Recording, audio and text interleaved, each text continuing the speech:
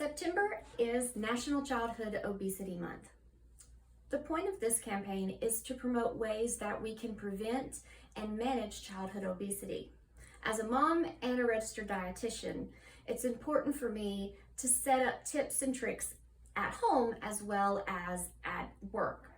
Some of the first 3 tips I want to share with you as parents, as caregivers, or just community members is eat, play, and rest. When it comes to childhood obesity, we do not recommend calorie-restricted meal plans or diets. The goal is to simply reduce the weight rate and allow for good growth and development.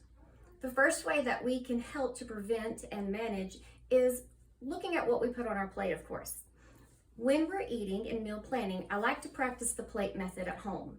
You simply divide your plate in half, fill up half of it with fruits and vegetables and the other half with some grains or lean proteins.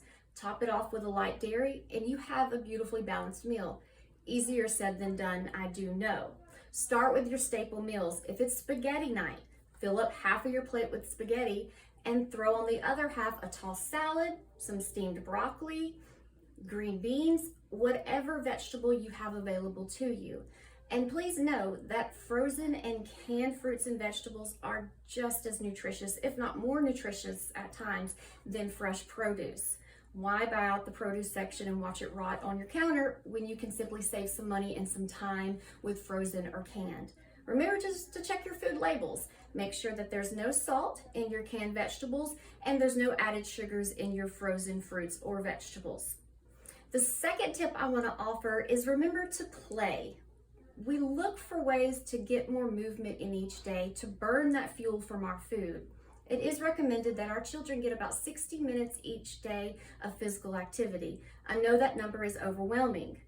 Set a schedule each day for family playtime. This might mean a simple game of tag, that's 5 or 10 minutes, hide and seek, or simply having a family dance off in the living room. There's always time to get in a little bit more movement each day. And lastly, to help prevent and to manage obesity in our children is to make sure that you get plenty of rest.